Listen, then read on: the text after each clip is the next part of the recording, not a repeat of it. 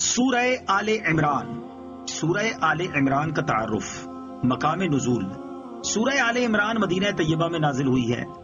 آیات، کلمات اور حروف کی تعداد، اس میں 20 رکوع، 200 آیتیں، 3480 کلمات اور 14520 حروف ہیں۔ آل عمران نام رکھے جانے کی وجہ، آل کا ایک معنی اولاد ہے، اور اس سورت کے چوتھے اور پانچویں رکوع میں آیت نمبر 33 تا 54 میں حضرت مریم رضی اللہ تعالی عنہا کے والد عمران کی آل کی سیرت اور ان کے فضائل کا ذکر ہے۔ اس مناسبت سے اس سورت کا نام سورہ آل عمران رکھا گیا ہے۔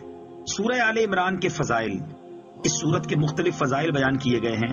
نمبر 1، حضرت نواس بن سمعان رضی اللہ تعالی عنہ سے روایت ہے، اور یہ مسلم شریف کی حدیث ہے کہ نبی اکرم علیہ الصلوۃ والسلام نے ارشاد فرمایا، قیامت کے دن قرآن مجید اور اس پر عمل کرنے والوں کو لایا جائے گا، ان کے آگے سورہ بقرہ اور سورہ آل عمران ہوں گی۔ حضرت نواس رضی اللہ تعالیٰ عنہ فرماتے ہیں کہ رسول کریم صلی اللہ تعالیٰ علیہ وسلم نے ان صورتوں کے لیے 3 مثالیں بیان فرمائیں جنہیں میں آج تک نہیں بھولا۔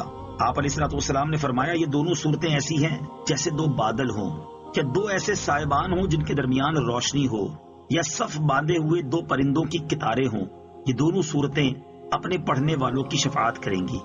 نمبر 2، حضرت عثمان بن عفان رضی اللہ تعالیٰ عنہ فرماتے ہیں، جو شخص رات میں سورہ آل عمران کی آخری آیتیں پڑھے گا تو اس کے لیے پوری رات عبادت کرنے کا ثواب لکھا جائے گا۔ نمبر 3، حضرت مکحول رضی اللہ تعالیٰ عنہ فرماتے ہیں، جو شخص جمعے کے دن سورہ آل عمران کی تلاوت کرتا ہے تو رات تک فرشتے اس کے لیے دعائیں کرتے رہتے ہیں۔